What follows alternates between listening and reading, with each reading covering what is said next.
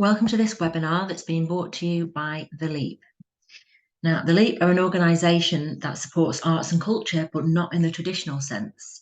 They're working directly with communities to provide support, to build confidence and skills, and offer financial and non-financial support. And their aim is to unlock great ideas and talent in communities and develop a community-led culture. We hope that you enjoy this webinar, and today it's all about understanding what motivates you. And I'm going to give you a quick rundown of how to make the most of this webinar. So it contains tips, tools and information on a few elements. We've got a little bit of time thinking about yourself, your character and attributes, and what you're like, and what might be the best routes forward for you in developing some of your ideas and taking forward some of the opportunities that you're wanting to perhaps plan and develop and refine your purpose, really, in terms of what you're doing. There's a useful tool, if you've not used it before, or even if you have, called the Myers-Briggs type indicator that we're going to show people. It's a great tool for helping you think about your energy levels, how you might learn best, and it also can help you think about how you want to unlock different types of support needs you might have. We'll get to that shortly. And then there are different aspects of the session that will help you think about your strengths and attributes so that you can spot gaps for development that you might have, and you might want to come back and look at other webinars that help you fill some of those gaps. And using tools like this can also help you build a complementary team, where you spot where your energy and your talents are best used, and then you seek to build, whether that's a volunteer team or a staff team, you know who you're looking for to help build your complementary team in future. So let's get started. We're going to cover three little tools in this session. I want to introduce you to something called the Shields exercise. This is a really good reflection tool that you can use for yourself to think about who you are and what you're bringing to what you're trying to do. Or you can actually perhaps use this with your own groups or with your own community where you're wanting to build communication channels and tools to help you have conversations. As we've said, Myers-Briggs type indicator. It's really good for helping you keep motivated. It can help you fast track your learning journey once you know how you might learn best and where you might need some of that learning. And then we're going to spend a little bit of time on the last tool looking at what you stand for and I guess the social issues that you might be trying to address, and think about what your next steps might be. So 3 things we're going to try and cover in the webinar today. So first things first, I mentioned the Shields exercise, and this is the template and the overview that you can either download from our tools and resources section, or you can simply draw this out yourself. Whether you print it out, draw it out, entirely up to you. But the concept behind this is that, you know, we all come with our guards up sometimes, you know, when something's new to us, or maybe we're having to go out into communities and we're not quite sure what we're trying to say or how we're best trying to communicate. Or if you're in a group of people, maybe you run your own group and you're wanting to get people to get to know each other better. This tool's really good for that as well, because it can quickly and simply help you be creative and help you think about what you might want to say to the world, either verbally or through your shield. And so by drawing this out, and it helps you to reflect on what you stand for, but it also helps you to perhaps start to communicate things in a more creative way and a more sort of left field way. So we would suggest having a go at this, and on this particular shield we're suggesting, you know, to work out what motivates you or to understand what motivates others. Some of these suggestions help you to learn a bit more about somebody. So for example, you might have in that top corner there a drawing or a word or a picture of an animal or a creature that symbolizes you. That can really help people to start to think about who you are, what you're like, what you've got an affinity with. So a creature or an animal that symbolizes you. You might then put in a favourite place to be, or, you know, where would you rather be if you weren't here now? and that would give people an insight into what interests you and maybe what relaxes you, or something that you enjoy. What's a favorite place to be? We've got a goal, almost a goal setting suggestion here around, where would you like to be in 6 months' time? So even if you're not sure, and even if you're just testing ideas out, or maybe this is the first time that you've thought about something like this, just imagining where you'd like to be in 6 months' time. It might be something personal to you and a personal goal. It might be to do with your project and where you'd quite like to see sort of your creative or community project to be in 6 months, whatever you want to communicate, but there's a space for that. We've then got 3 words others would use to describe you. And this, you could easily put down 3 words to describe yourself in your own terms, and that's fine. But here we're suggesting this builds a little bit more self-awareness, or a little bit more listening and thinking, what have other people said about, the way you work, or what you're trying to do, or, how you come across. And so 3 words others would use to describe you just helps you think a little bit more broadly around perhaps some of your characteristics, attributes, and a little bit of self-awareness about how other people or your wider community might sort of see and view, and have you being open to that level of feedback as well, because anybody running a project or an idea needs to be open to listening and open to feedback. So 3 words others would use to describe you. And then this is really starting to scratch the surface on what that social change is that you're trying to address. So, is there something that you're very passionate about, something that you'd like to see change for the better? As part of developing this community-led culture and unlocking talent, the Leap's all about trying to find people who want to create positive change and creative ways to make community changes or societal changes, in any which way. So is there something that you'd like to see changed, or that you've got an interest in getting more involved with and doing something about? And then keeping motivated, there's lots of things that try to keep us motivated. And on the shield, there might be animals and creatures that we have an affinity with. It might be our favourite places to be. It might be that goal of where we're trying to get to. It might be having the support or the interest from others. It might be having that real passion about something and following your passion. But even on those off days where you're not kind of feeling it, or you're trying to run this project and you're taking, 1 step forward and 2 steps back, music is often a good way to motivate yourself, and having, reminding yourself of what your favorite feel-good song might be, or you might have a motto or a phrase that you tell yourself, or a bit of a mantra that you tell yourself. What's that go-to phrase or that go-to song that stands out for you when you're wanting to keep motivated?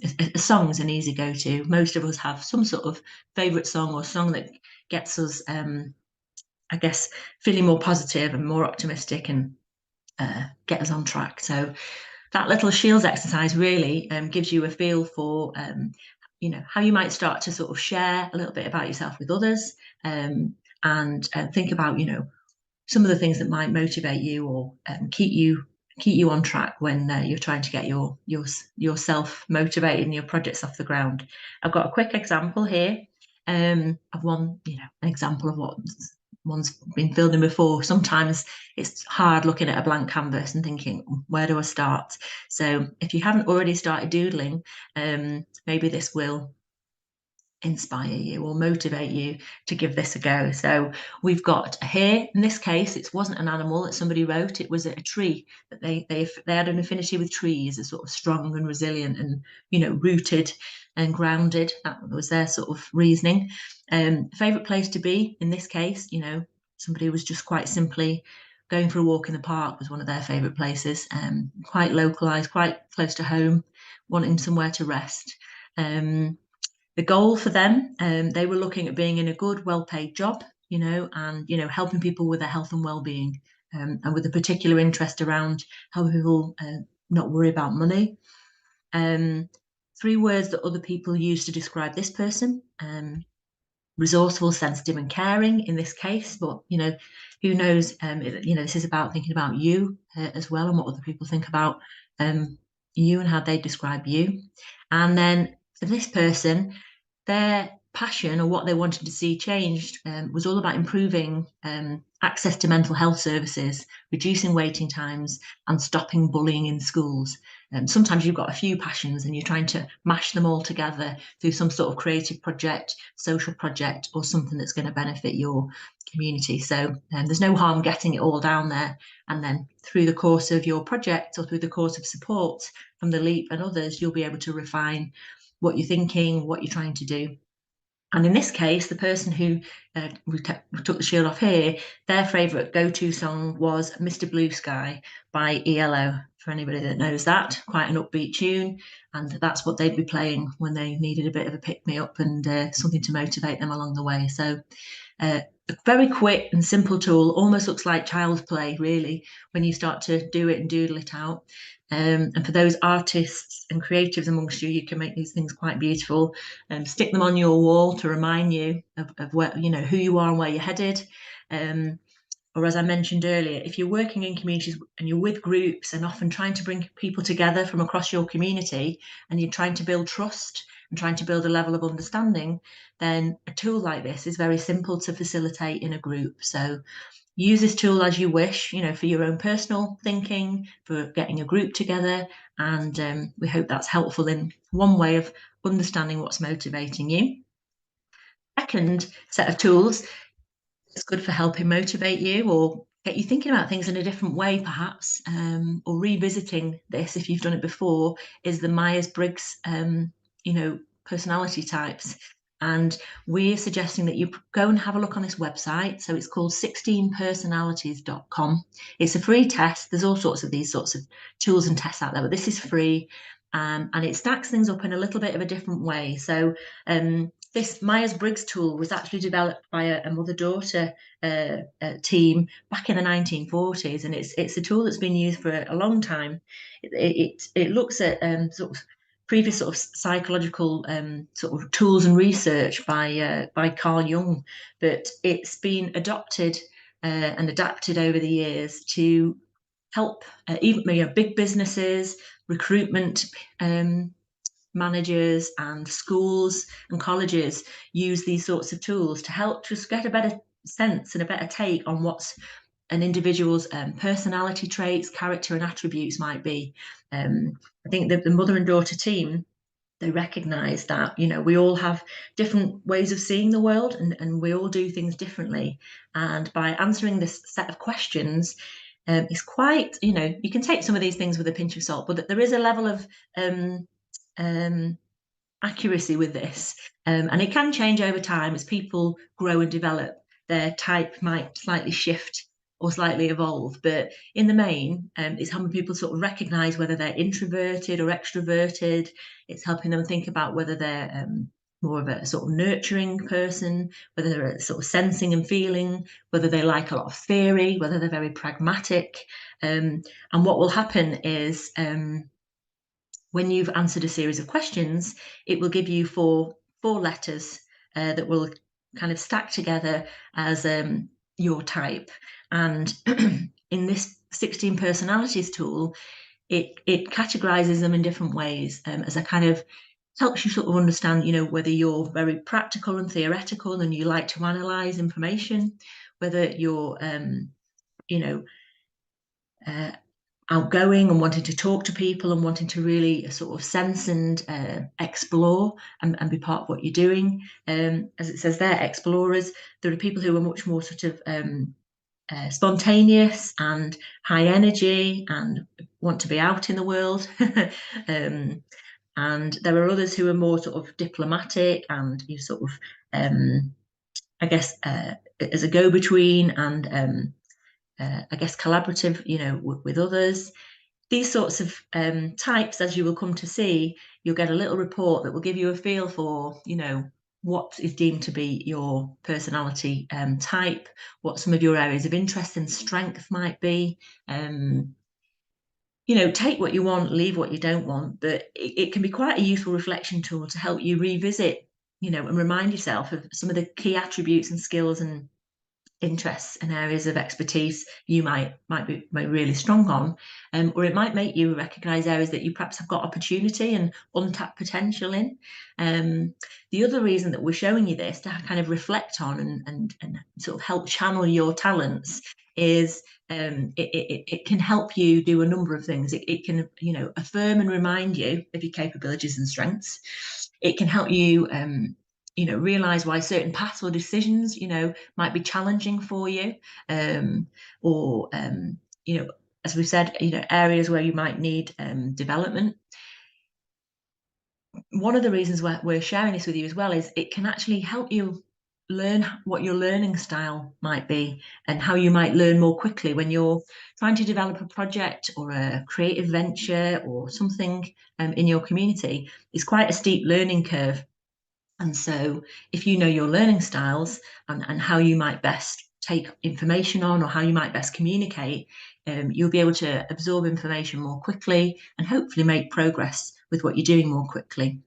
So some reflections on that that we've noted when we've been working with people previously, and there's other tools out there. There's one here, you know, toolshero.com and humanmetrics.com have different tools, and one in particular around recognizing your Myers-Briggs type with possible learning styles. It's worth remembering that we don't all learn the same. And when you're on that learning curve that we've just mentioned, different types of people might learn things in different ways. And there's a bit of an overlap here, as you'll see, but, you know, the ES, so those people who've got an ES at the start of their Myers-Briggs type, they're more extroverted and they might be more sort of sensory in terms of the way they learn. So videos where they can see something practically happening rather than something in a book, shadowing people and getting a hands-on experience. You know, they'll learn very practically, learn by doing. Having discussions or being in a simulation might be better ways for you to look at how you might go about learning what you need to know.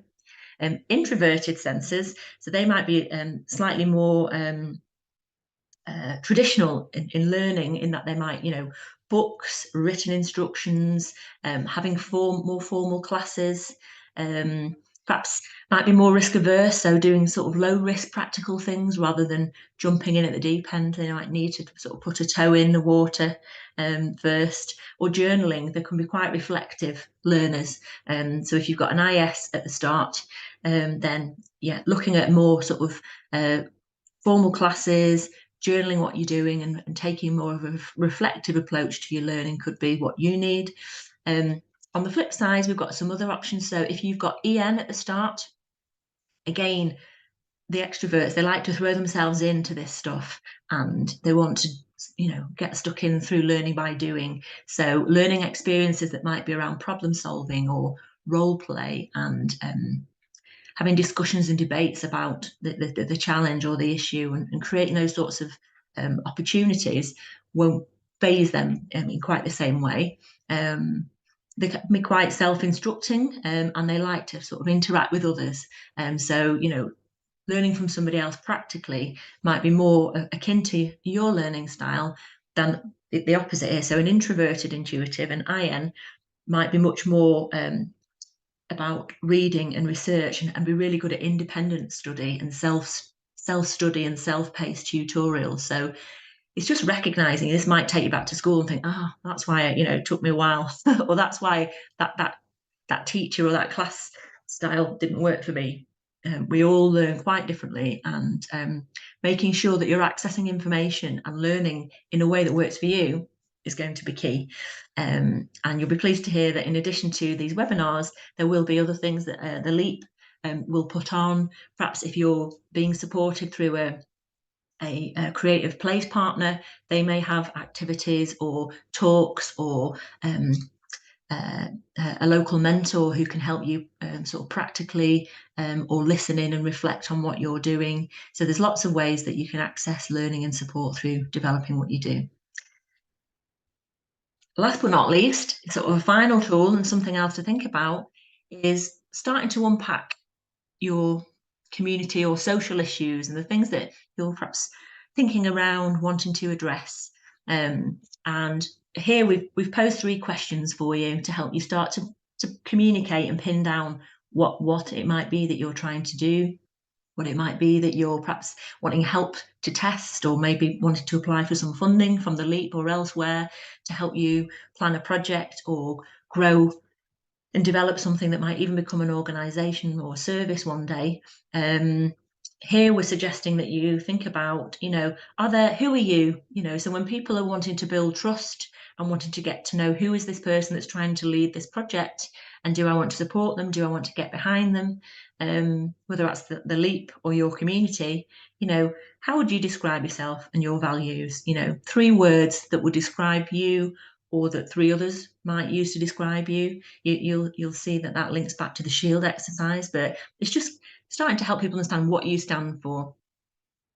What is the social issue that you're trying to address? And this is a question that comes up a lot on funding bids and funding applications. They want to know not just what you want to do and why, but how is it going to benefit others? How is it going to benefit the community? How is it going to, creatively create change? And so we're suggesting here that you have a think about, what are the challenges or the challenge that you're trying to address? And who says that that's a challenge, or who's backing you up here to say this is a challenge in our community, and this is something that we need to try and tackle or solve. And maybe why is it a problem? What do you already know about this existing challenge that you're trying to address? And then building on from there, thinking about how might you tackle it? What's your creative way or your creative suggestion for tackling this challenge? And are there 3 steps that you could take in the next 6 months to try and give something a go or tackle that challenge? And once you've written these 3 things down, or you've had time to think about them, you start to become a lot closer to pinning down and refining what it is you're wanting to do, and why it's an issue, and why you want to look at it, and then start to think about some simple steps as to kind of the how you might go about that. And then when you've got these things in mind, you're then able to keep motivated because you're clear about what you're doing and why, and you can start to then share that with other people, whether that's the LEAP to back and support and fund you, or whether that's going to talk to other people in your community or other supporters that might help you get an idea off the ground. So that's our sort of first starting point for you to have a think about there. And we just say, go for it, take the leap, put some of these tools into action, and we look forward to hearing from how people get on. And certainly to find out more about these tools and support, other opportunities at the LEAP, you can certainly get in touch with them via their website here, the leap.org.uk, or you can chat to your local Creative Place partner if that's how you're being supported as well. And we look forward to seeing how you go.